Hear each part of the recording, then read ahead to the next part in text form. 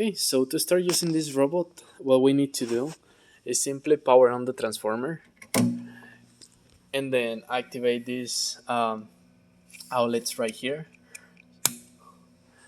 This helps us to activate this stack light that is integrated to the robot. And from here, we just turn on the robot.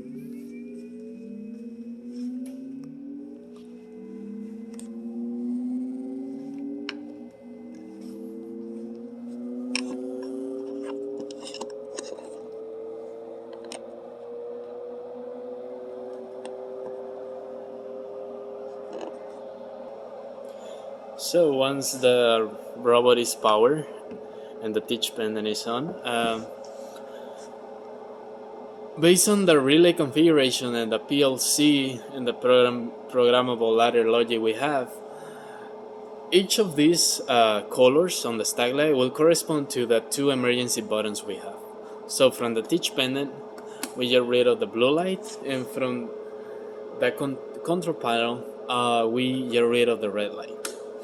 If we release the two emergency buttons and there is no emergency button on the system, activated on the system,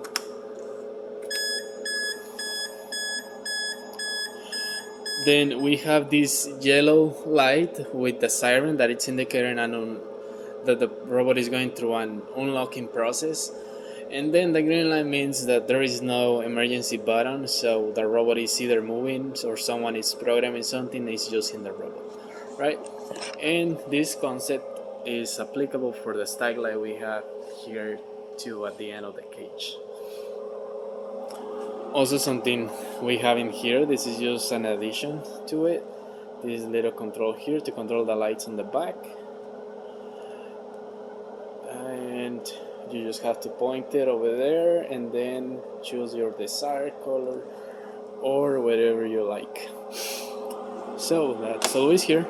And now with this robot, I want to show you how we can activate the tool. We already learned how to program before, but so we go to select, and here we can either create a program as we did before on the other video, and we just do it like this, then enter. So to activate the suction cup, to use the suction cup with these commands here, what we have to do, we click on the function instruction and then we click abort all.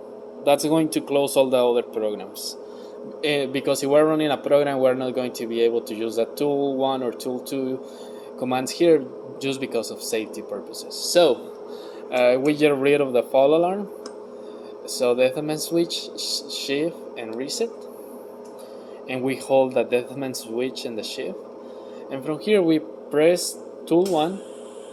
You can hear the noise that the suction cup is activated, or tool 2, and that's deactivated. To get real on this, if we press tool 1 and then we put something on the suction cup, you will see that it's holding it. If we press tool 2, then it releases it. And the way you will integrate this to a program, once you are inside the program, you click here on this next or previous arrows until you see the install button. From here we press F1, and then you will see this IO command here, and from the IO we click on IO, and then here you will see that it says RO, that's a robotic output. Now to find which robotic outputs are communicating through these buttons here, we go to menu, IO, and then robot, and from here you see that robot output 1 means that the vacuum will be on, robot output 2 means the vacuum will be off, and we can activate this here manually, and we just have to call these robot outputs in our program, and they should activate or deactivate the tool, and this will function accordingly to whatever is the purpose of our program for this specific robot.